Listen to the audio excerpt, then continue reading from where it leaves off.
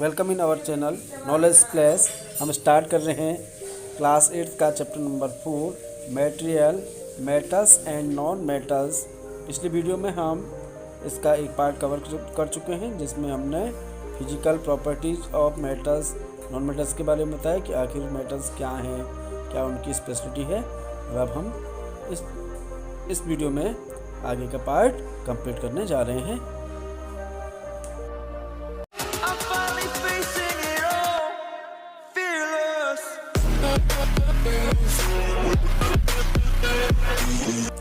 Start करते हैं आज के topic chemical properties of metals and non metals.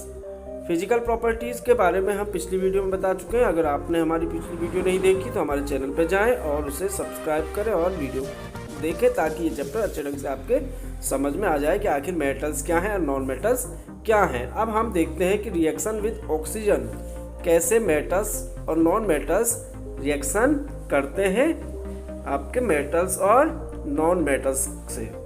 यहाँ पर एक एग्जांपल दिया है, यहाँ पे आप देख सकते हैं इस पे स्क्रीन पे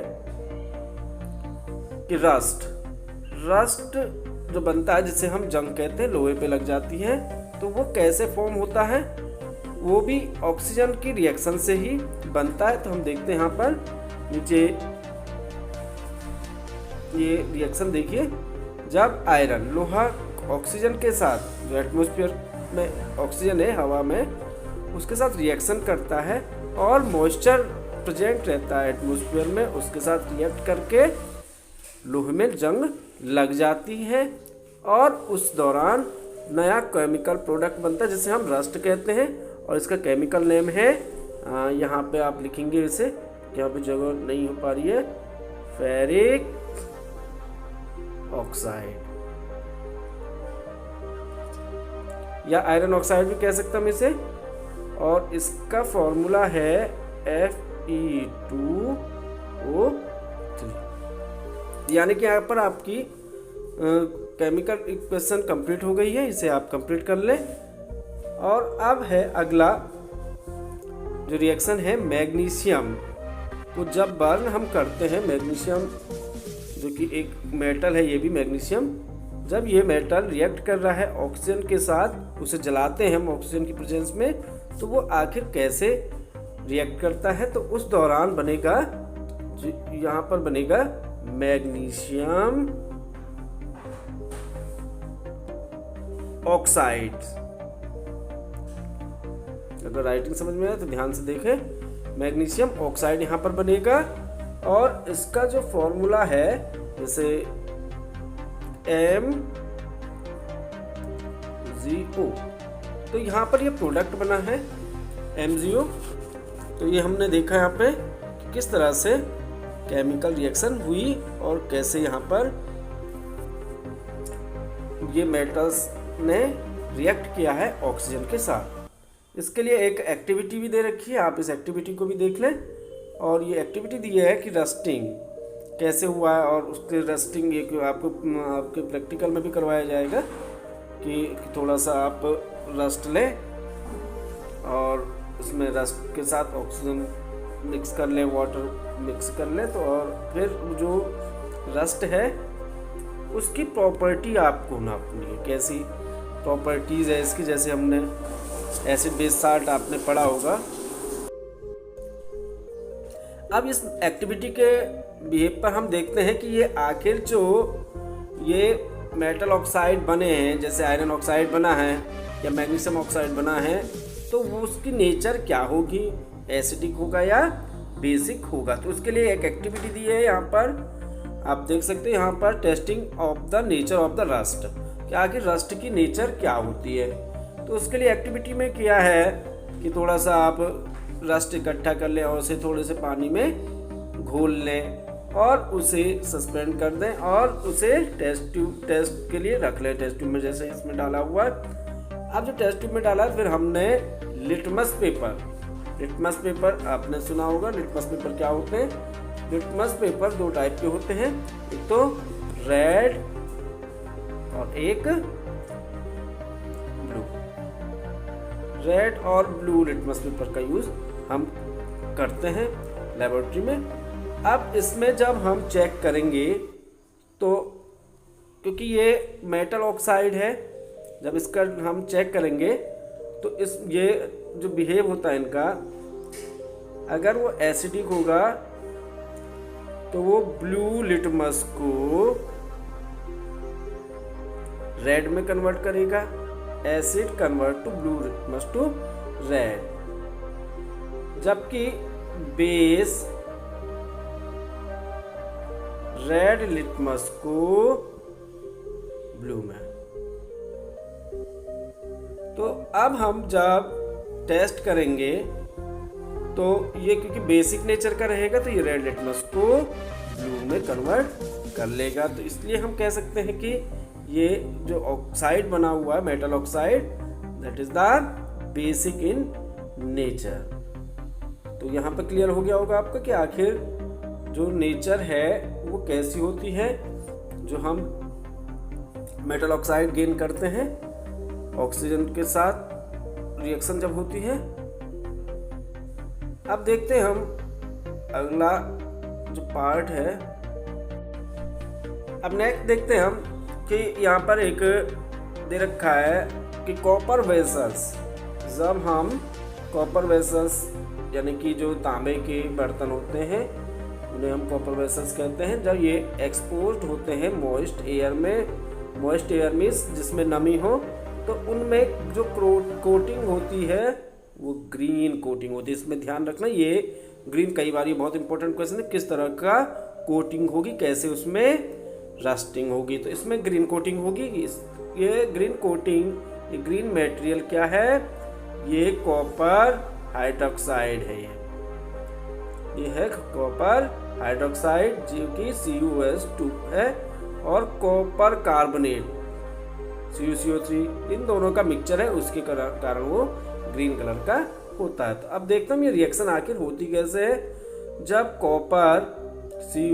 कॉपर है वाटर के साथ, जो मॉइस्ट एयर है उसमें वाटर भी प्रेजेंट है, कार्बन डाइऑक्साइड भी प्रेजेंट है, ऑक्सीजन भी प्रेजेंट है, तो ये तीनों कॉपर से रिएक्ट करते हैं और ये कॉपर हाइड्रोक्साइड बनाते हैं और कॉपर कार्बोनेट बनाते हैं। तो ये जो दोनों का मिक्सचर है, यानी कि कॉपर हाइड्रोक्साइड और कॉपर कार्बोनेट का, इसी कारण वो ग्रीन कलर की कोटिंग हमें दिखाई देगी। अब हम फिर देखेंगे आगे कि कैसे ये बिहेव कर रहा है।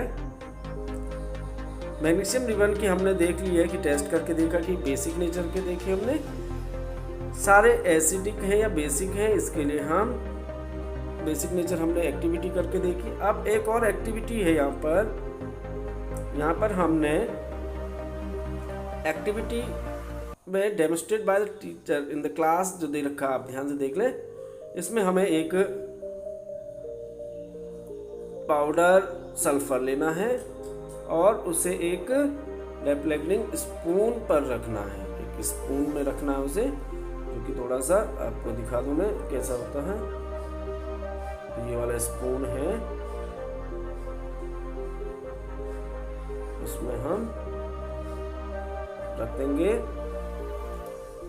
अब अगर ये नहीं है तो हम इससे तार, जैसे ये तार में बांधा हुआ है कोई बोतल है, उसका ढक्कन में हमने इसे तार से बांध दिया, तो इस तरह से हम तैयार कर सकते हैं। जब हम इसे तैयार करेंगे फिर उसके बाद बोतल लेनी है हमें, और ये बोतल में ये एक्टिविटीज़ करने के लिए सल्फर को रखना है इसमें, और उसमें आग लगा देनी है। और तुरंत ही हमें उस गैस जार को, जो ये गैस जार है, हमें उसे ढक्कन से बंद करना है, ताकि उसमें जो गैस बन रही है, गैस जो बनेगी वो बाहर उड़ने ना पाए। अब इस गैस को हम तुरंत, हम जब कवर किया हमने उसे और जो गैस बनी है उसे, स्पून को हम बाहर निकालेंगे और एक ग्लास में थोड़ा सा पानी रखेंगे और उसमें ये जो सल्फर रखा था हमने, उसमें हम इसे डाल देंगे। तो उसे हम अच्छे ढंग से ग्लास को हिला देंगे, तो देखेंगे हम कि यहाँ पर जो बनेगा वो सल्फर डाइऑक्साइड बनेगा। क्या बनेगा? सल्फर डाइऑक्साइड बनेगा, क्योंकि ऑक्सीजन के साथ रिएक्शन करने पर ये सल्फर डाइऑक्साइड बनेगा। क्योंकि अब यहाँ पर बात की हमने, ये सल्फर है, एक नॉन मेटल है ये, तो नॉन मेटल्स की रिएक्शन यहाँ पर हुई है। जब हम इसका टेस्ट करेंगे लिटमस पेपर पे, फिर हम इसका लिटमस पेपर पे टेस्ट करेंगे। ऑलरेडी हम बता चुके हैं कि क्या कैसे रिएक्शन करती है। फिर से पॉइंट ध्यान रखें, acid blue litmus to red, जबकि base red litmus to blue. तो जब हम इसे चेक करेंगे तो यहाँ पर हम देखेंगे कि जो सल्फर डाइऑक्साइड बना है वो एक वो एक नॉन मेटलिक ऑक्साइड है, और नॉन मेटलिक ऑक्साइड एसिड होंगे तो वो एसिडिक होंगे, ब्लू लिटमस को रेड में कन्वर्ट करेगा। इस पॉइंट को ध्यान रखना कि सल्फर डाइऑक्साइड इस वाले एक्टिविटी में ब्लू लिटमस रेड में कन्वर्ट होगा। इस एक्टिविटी को आप अपने स्कूल में भी कर सकते हो, और ये आपको जरूर स्कूल में टीचर्स कराएंगे। देखते हैं हम आगे कि क्या आगे होता है। यहाँ पर एक मेटल्स और नॉन मेटल्स के एसिड्स में क्या है और बेस में क्या है उसकी एक टेबल दे रखी है, आप इसे ध्यान से देखें। जैसे यहाँ पर दिया है कैल्शियम हाइड्रोक्साइड, एक बेस है, हाइड्रोक्साइड है इसमें, और ये इसमें कैल्शियम मेटल है। तो इस तरह से हम बहुत सारे बेस देख सकते हैं। जैसे हम क्या लिख सकते हैं, यहाँ पर एक और बेस लिख सकते हैं, मैग्नीशियम हाइड्रोक्साइड। ध्यान दें, मैग्नीशियम हाइड्रोक्साइड लिख सकते हैं। और इसमें जो मेटल होगा वो होगा मैग्नीशियम।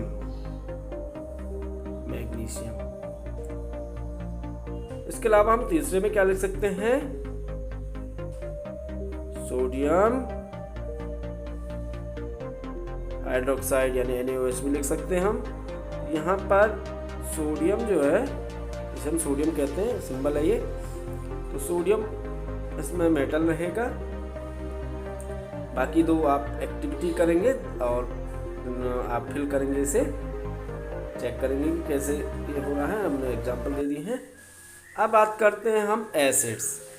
एसिड्स में क्या क्या है, जैसे सल्फ्यूरिक एसिड का यहाँ पर एग्जांपल दे रखा है। जैसे सल्फ्यूरिक एसिड होता है H2SO4, यानी कि यहाँ पर सल्फर प्रेजेंट है। यहाँ पर हमने सल्फर लिख लिया है क्योंकि ये सल्फ्यूरिक एसिड है, इसमें सल्फर प्रेजेंट है। एक और देखते हैं हम,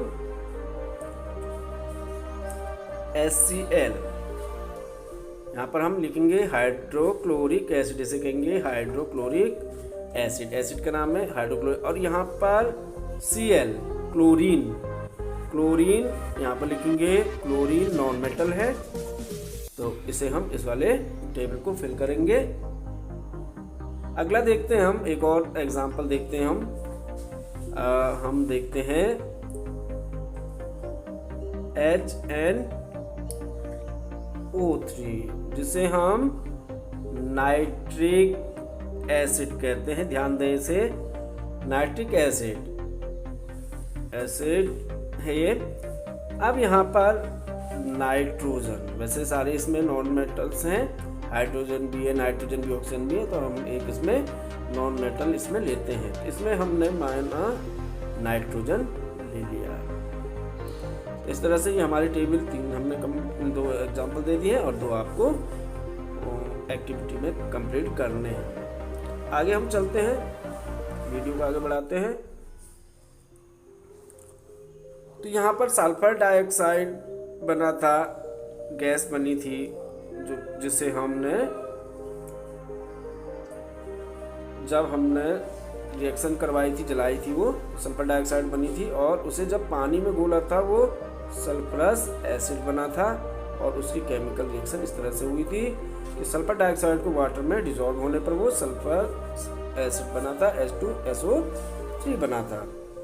और ये एसिड ब्लू लिटमस को रेड में कर दे, जैसे कि एसिड ब्लू लिटमस टू